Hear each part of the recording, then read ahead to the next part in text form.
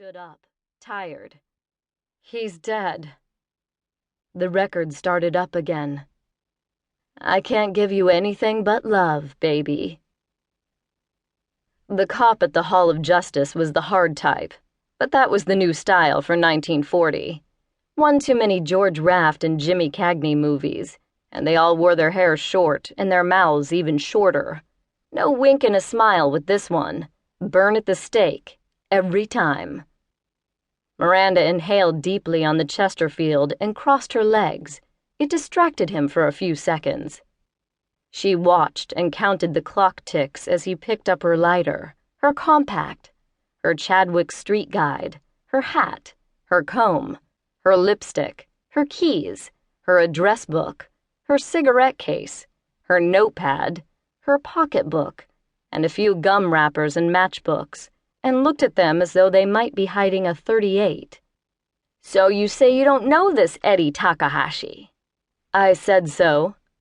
He sat back in the chair.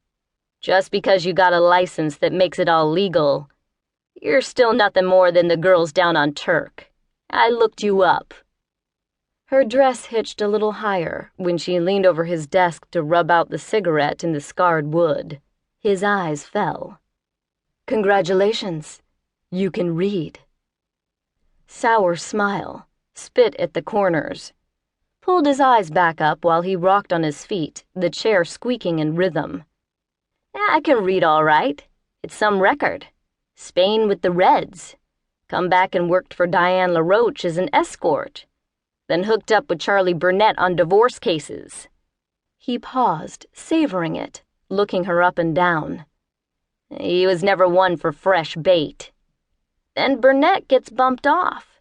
They claim you figure out who, and you get a license and take over his business and land some cushy World's Fair job on Treasure Island, guarding Sally Rand. Takes a whore to know a whore, I guess." "So, who was the dead Jap? A client?"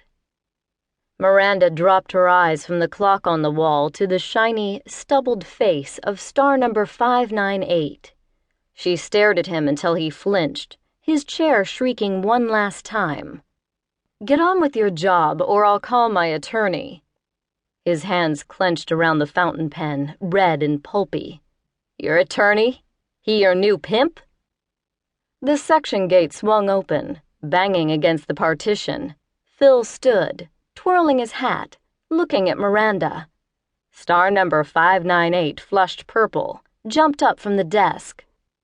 "If you want to take over, Lieutenant," The words trailed off in a mumble while he slid out into the hall. Phil took off his hat, lines on his face deeper than she remembered, more gray on his chin, more paunch in his belly. God damn it. She wasn't up to Phil, not today. Better to deal with the Puritan. "You do something to Collins?"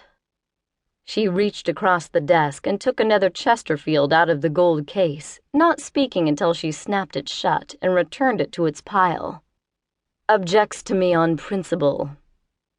Phil's eyes followed her hand when she picked up the yellow cab matchbook. After 2 attempts, she struck one on the desk and lit the stick, hand shaking slightly, leaned back in the hard wooden chair and met his eyes. "Been a while, Miranda. You look good. It's been how long? Since the incubator babies racket last year?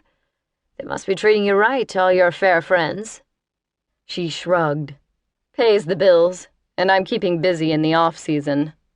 "Still with the divorce cases, I hear. Well, good for you. Keep Burnett in clover." He cleared his throat, looking down at his large hands, unexpectedly helpless, folded on the desk. "So 1 more year. Guess 1 bankrupt World's Fair's not enough. Maybe 40'll be more magic than 39. Who knows? You're going back to work in May." She took a deep drag on the Chesterfield and blew a smoke ring, gave him half a smile.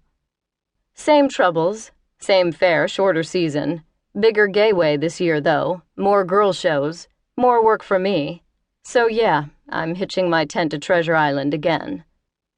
He cleared his throat again, studied the floor at her feet, pressed his hands tight on the desk, fingers splayed. "I'll be retiring soon. Chief Quinn's going